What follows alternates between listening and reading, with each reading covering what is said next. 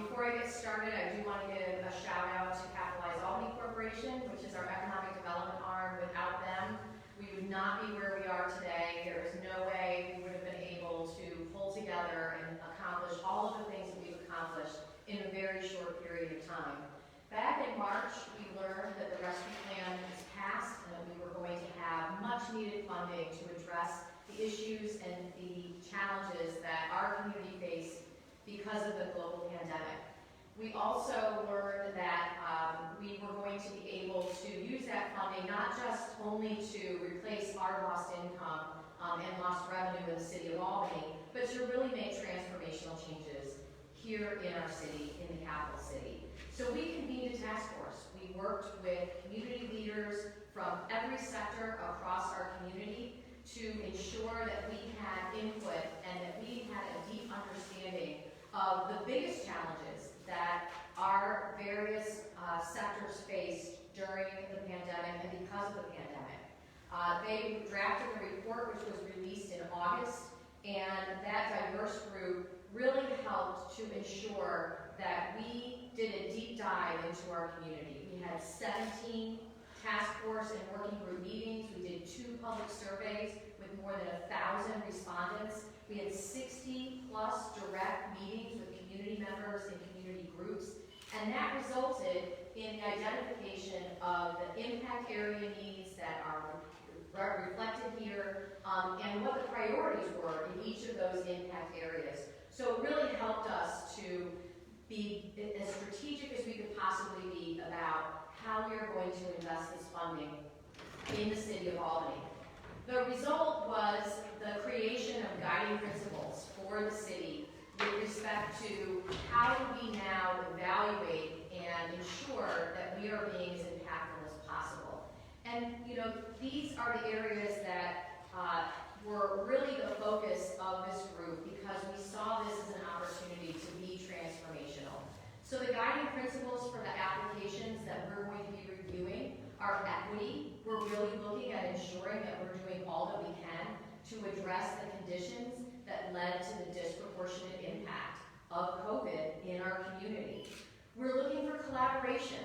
We want to see our community-based organizations, our businesses, really work together. We're looking for service providers to be as creative as they can about leveraging their resources and collaborating so that we can increase capacity. And it's also really important that we focus on sustainability. This is funding that is one-time funding. So we're looking for the ability and proposals that are feasible to continue after the funding is no longer there. So either projects that are limited in scope and space in addressing the COVID issues, for example, the need for continued testing, the need for continued healthcare services that really is limited to the time of the pandemic, as well as the capital investments that might be needed to make a program sustainable. We're also looking for that high impact. We want proposals that are going to provide meaningful and measurable change in the city. And we're really focused on, again, that high impact, new ways of our community coming together and working together. We're also then going to be looking at what the strategic impact of each of the proposals is going to be. We want to see proposals that leverage multiple funding sources, that are really looking at all of the various pools of assistance that are available and looking at how this funding can augment that and build capacity. We're looking for innovation. Again, as we said, we want for our community-based organizations, for those who are seeking this funding, to really be thinking about new ways of working together, taking an entrepreneurial approach to the priority impact areas that are part of the report. We want engagement, so we want to make sure that we're funding proposals where individuals and organizations can show that they've done a deep dive, they understand the needs that they're trying to fulfill, and that has happened because of robust community engagement, whether that be through surveys of their own clients, a deep dive community meetings to ensure that we are being as responsive as possible to what the public wants and needs. And then we're looking for scale. You know, anything that can be scaled across the city is a win-win. And so those are the strategic impacts that we'll be looking for in applications. As we've said, we're looking at these 5 impact areas, and we've allocated funding, again, based on what we saw with respect to need, but then also based on what we saw with respect to where there were other resources available for a number of these areas. And these are the funding buckets, so to speak, that all of the applications will be looking to and having to identify which of these impact areas. And the other thing that we want to stress is that, you know, there may be a project or a program that straddles 2 or even 3 of these areas.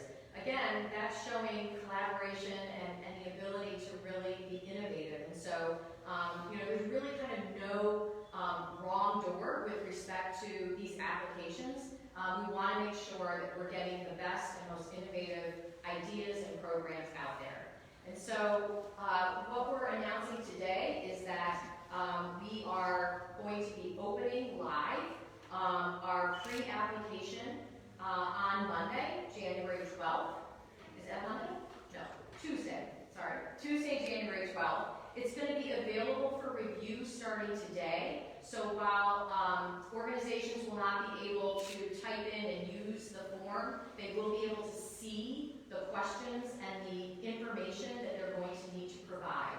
And the reason that we're doing this pre-application process, as I've said in the past, is because we want to ensure that we're pulling together ideas, but not requiring that these organizations take a really deep dive until we can then screen those pre-applications for first eligibility, because there are eligibility requirements that are mandated by the Recovery Act, or the Rescue Plan Act. And then we're also going to be looking at potential applications that are similar. We're looking for ways that we can bring multiple organizations together. So if we have 7 applications around child care, we'll be looking at pulling in those various applicants and working on how we can ensure that we're working together and that we're not duplicating efforts. So that will be the pre-application process. Once we've gone through that pre-application process, then we will go back out to the applicants, and they will need to do a deeper dive with respect to providing the information that will be necessary for us to then be able to fund those projects. So we are looking to get this funding out as quickly as possible. The other thing that I want to stress is that this is our first round of funding. You'll see that we don't have any hard deadlines here, but we will be looking to, as we collect the pre-applications, you know, in the February time frame, being able to start to go through those applications and get back to the applicants so that we can get this money out there and get it working in our community. You know, one of my favorite quotes from the task force was that they really strongly recommend that we fund a limited number of highly impactful programs that can produce profound results rather than thinly spreading resources.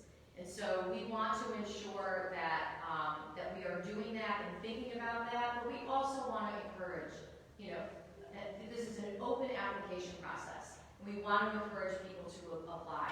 We don't want to leave any good ideas on the table. So with that, I want to stress that all of this information is available at albanyforall.com. We have created an Albany for All, and the funding that is available here is going to help to amplify that and to ensure that we are focused on all of these areas, all of our residents, all of our community, and we want to ensure that we're doing all that we can. I also want to say that the pre-applications are going to be available in Spanish, Pashto, Karen, Chinese, and Arabic, and that those who are looking for other language access can contact us, again, through albanyforall.com. There is a way to contact us there. And as I said, we're going to be reviewing them on a rolling basis, but that rolling basis is going to begin in late February, and we really want to get funding announcements out there by volunteers to help us grade and interview applicants, so you can sign up for that at albanyforall.com. For those who aren't going to be an applicant but are really interested in being part of this process and being part of the excitement and part of the decision making of this transformational investment that's going to happen in our city, we want you to be a part of that too. And so there is a way to link with us. And again, in addition to the amazing support that we received from Capitalize Albany Corporation, the two co-chairs who led this effort really did outstanding work. Mike Whalen is not available. He's on a well-deserved trip out of town, but Joaquin Hope is here, and I would love to invite him up to say a few words and to give me the opportunity yet again to thank you for your hard work and your service. This was a lot of work in a short period of time, and I'm really grateful. Thank you. Thank you, Mayor.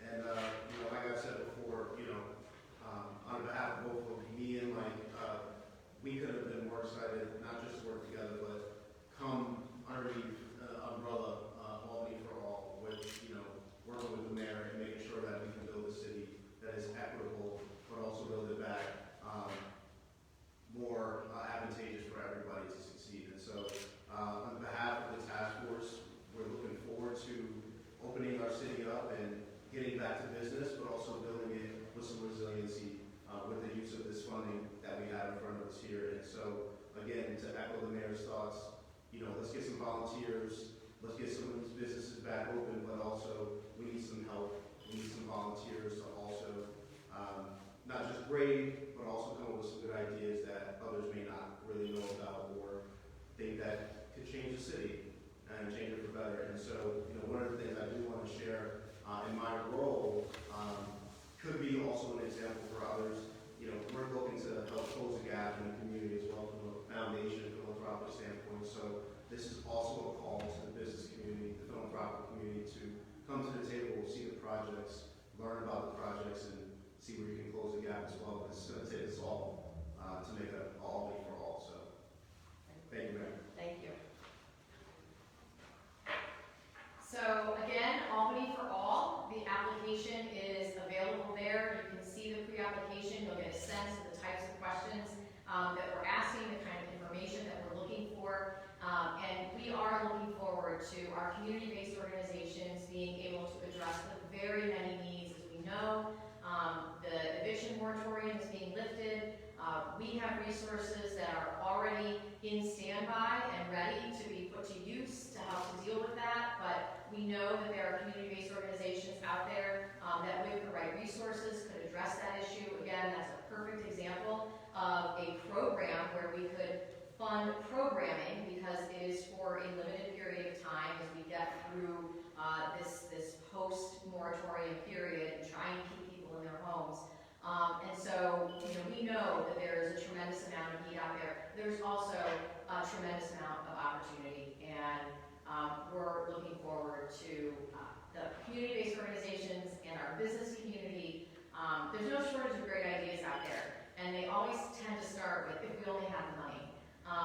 And I can't tell you how many times people will say, well, we can't do that because it costs too much. This is the time to dream big. This is the time to dream about some things and programs and projects that can really help to change the shape of neighborhoods, many of whom feel left behind and were left behind, and we have suffered the consequences of that in stark and really challenging ways, and this is an opportunity to change that. So with that, I'm happy to take questions. Yep. One question I have is it going to be on the applicants to find a private business or a nonprofit that might be willing to partner with them? How's that going to work? Or is it the city might say, oh, we know someone who can help you with this to make your application stronger? So that's the reason for the pre-application process, is that we want to be able to connect people with organizations. We're blessed with a community where we have so many people who want to help. But oftentimes what people will do who want to help is they think they have to start their own 501c3. And so we have lots of small not-for-profits that people start. And so we really want to find a way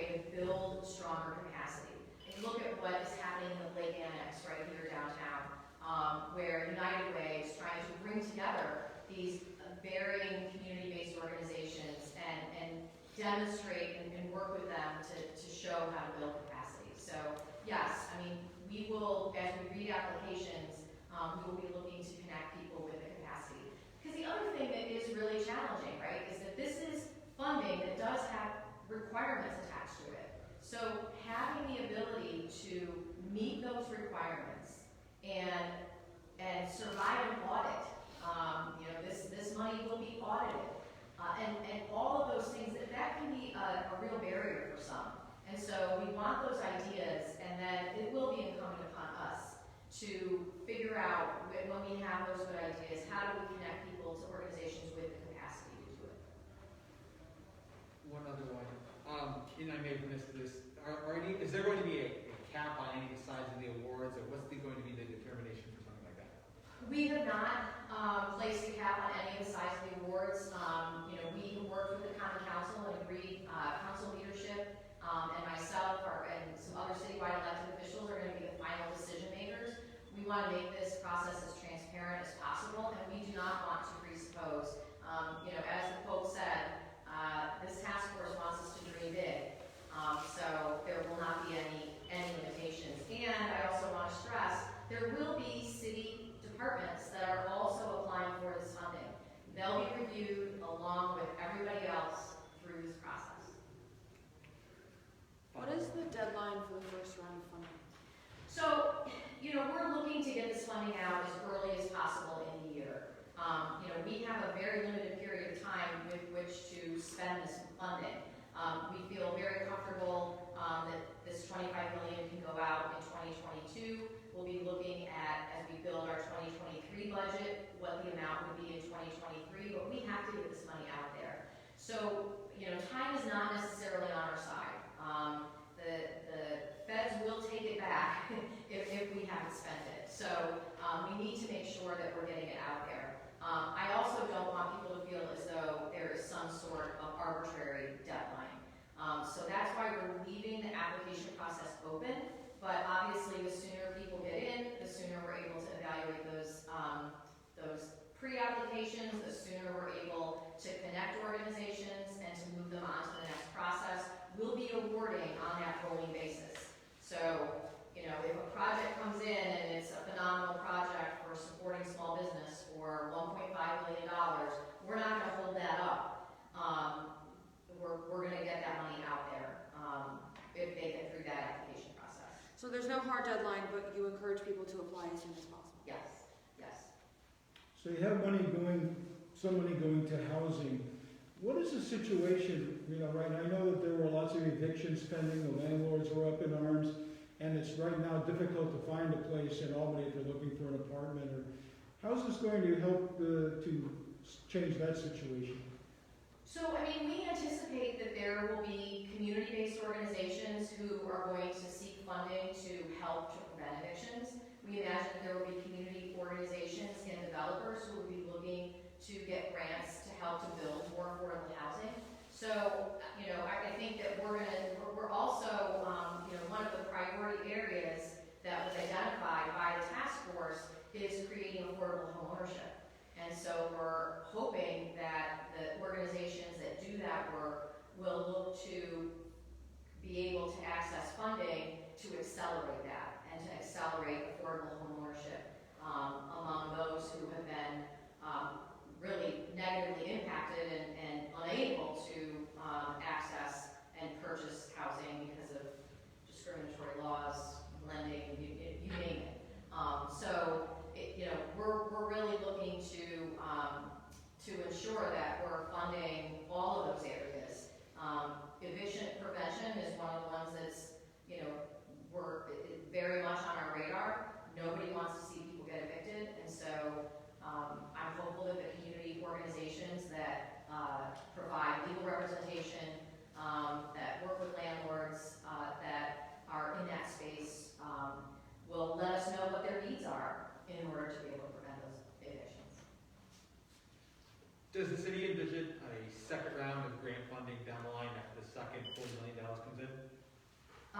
If the second what? A second application process, basically, in the next few years. Has there been discussions about the next $40 million that comes in? Look, my goal is to get as much of this money out into So, yes, I can't predict the future, as we all know.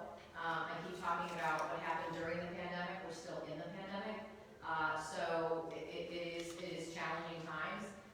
And I'm committed to ensuring that we need to make sure we balance our budget. We need to make sure that our lost revenue and negative revenue impacts are addressed. But, I believe that it ultimately, in the long run, will benefit the city to have this money invested in really creative, dynamic, and transformative ways. What's the status of this funding? You guys have it and you're now allocating it? Yes, so we received the first half of our total $80.5 million that we received under the rescue plan. We received half of that, and we'll be receiving the second half this year. Kind of in line with this all, you must be glad to hear the news from Governor Hochul about the money coming for the Livingston Avenue Bridge, infrastructure, the Skyway. How does that make you feel, or change plans, or boost the city? Yeah, I think that when you look at what is shovel ready, the Livingston Bridge, rail bridge is one of them. I know we all want to see 787 de-densified. There are lots of really creative ideas about ways to even further enhance and transform downtown. But there's money that's available right now. We've got shovel-ready projects, and we're excited to have the support of moving them forward. As you know, Senator Schumer is a big supporter of replacing that rail bridge. Now we have heard directly from the governor that she's